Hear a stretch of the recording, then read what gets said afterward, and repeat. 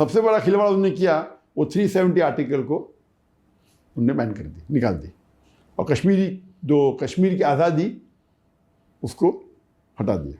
और उस वक्त ये चल रहा था जब 370 निकालने के पहले कुछ महीने पहले उनने अपने एक सबॉर्डिनेट, एक एमिसरी इंग्लिश में बोलते, एक आदमी को भेजा मुझे मिलने के लिए मलेशिया में।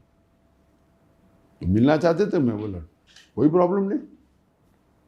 तो हमने 5 स्टार होटल में मुलाकात की इधर मलेशिया में, पुत्रजाय में। मैंने बोला आपको कौन भेजा है?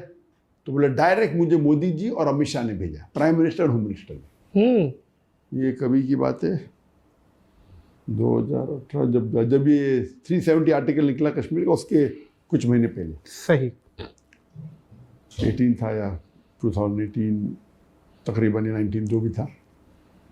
तो क्या बात हुई इसमें? उन्होंने कहा कि हम आपके हमारे बीच में दरमियान मिसअंडरस्टैंडिंग हटाना चाहते। सही।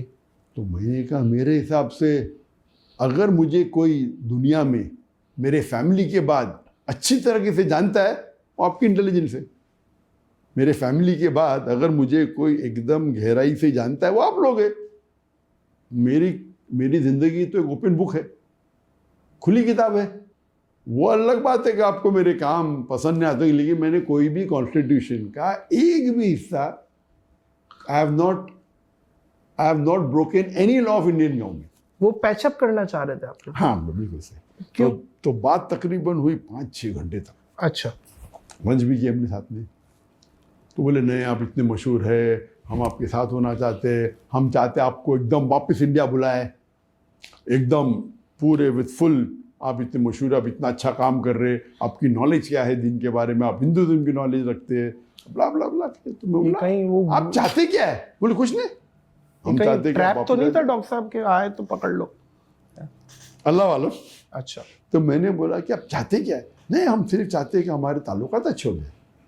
तो मैं उन्हें साफ कहा कि देखो आप अगर मुझसे कुछ काम लेना चाहते हैं, मैं मेरे देश के लिए, मुल्क के लिए काम करने को तैयार हूँ।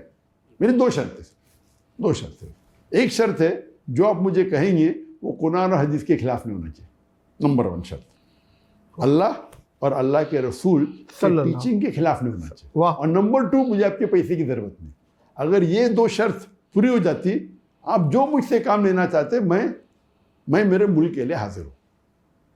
फिर तो उन्होंने बोला वेरी गुड, नो प्रॉब्लम। तो गुफ्तगू हुई, काफ़ी गुफ्तगू हुई। आप चाहते क्या? नहीं कुछ नहीं, हम कोशिश करेंगे अभी आपको वापसी आने के लिए। उस वक्त तो कुछ कहा नहीं, लेकिन एकदम पैचअप कर लिया ऐसा कि अभी हम with in couple of months आप वापस आ सकते। मुझे उम्मीद तो थी नहीं। मैं बोला अगर आप, फिर मुझे कहने लगे वो आदमी शख्स जो आया था उधर से, दिल्ली से, कि हम चाहते हैं कि आप हमारी गवर्नमेंट को सपोर्ट करो कश्मीर इशू पे, कि जो हम 370 आर्टिकल को निकाल रहे वो सही है। तो मैंने कहा ये तो नामुमकिन है, मैं मेरे मुसलमान भाइयों के साथ गद्दारी कर ही नहीं सकता।